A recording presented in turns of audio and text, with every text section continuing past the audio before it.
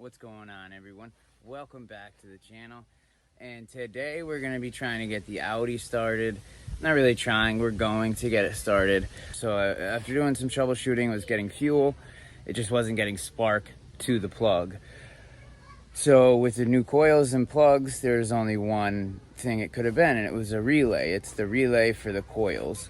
So I just want to show you guys a little trick on how to double check to make sure that the relay is the issue. All right, guys, so I mean, you already probably know this is a 2002 Audi A4. It's the 1.8 liter turbo.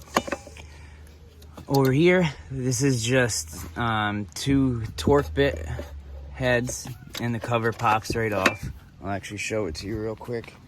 This isn't my car. The car is kind of a mess.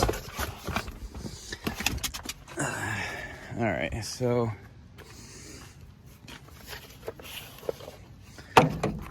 this sits here. There's like 2 to 3 bolts. When I did it, there was only 2 bolts in it. Just like that. It's like an Allen key, but a star.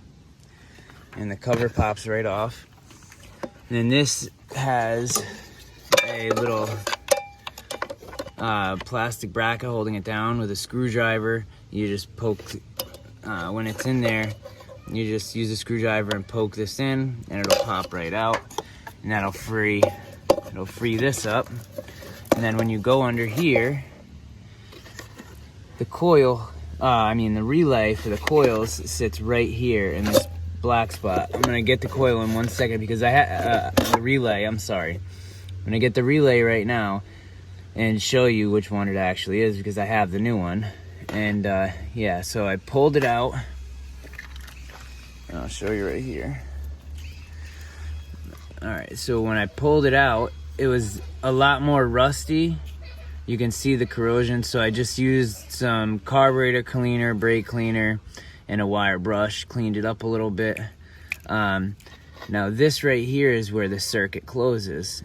This usually moves and closes like that, and those 3 points touch and allow the electricity to flow through.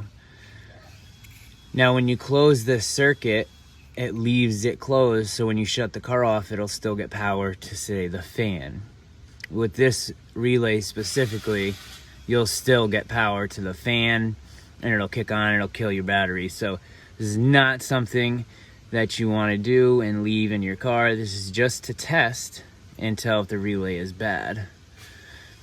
So I cleaned up the rust a little bit, just enough to let the electricity flow through it.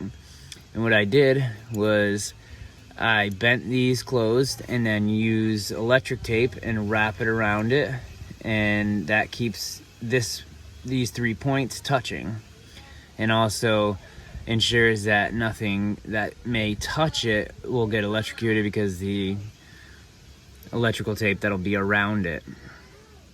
So what I'm going to do is I'm going to throw some tape on this, and I'm going to get it in there, and then I'll start the car. So this coil is a 219, or I keep saying coil, I'm sorry, it's the relay. This relay sits right in there. It's the 219.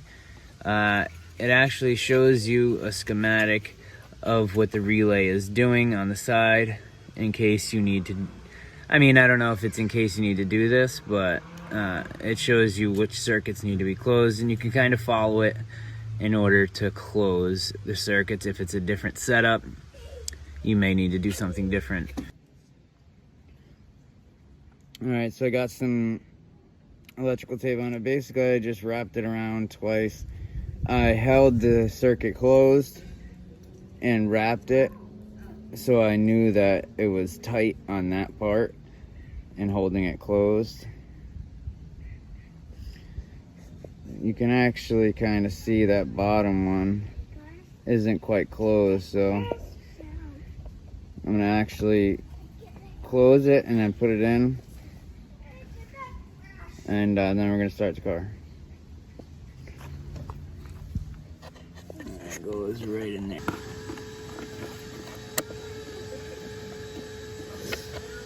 Now that it's in, I'm gonna hook the battery up. Put this back down. This out of the way.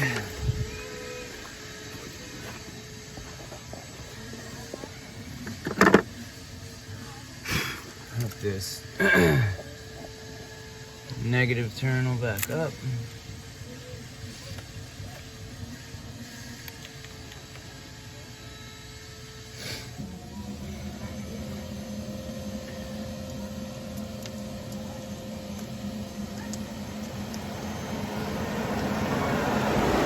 Yeah, the car is not on. You hear the fan just kick on. That's because the relay is giving it power now, constant power. I closed that circuit on the relay, and it's allowing it to get power while the car is off. So I'm just tightening down the battery now. Now I'm gonna start her up. All right, so relay in.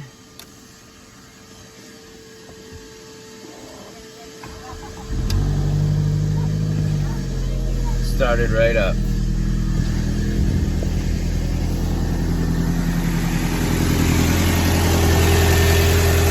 No trickery, none of that. Just so you see that I didn't swap it.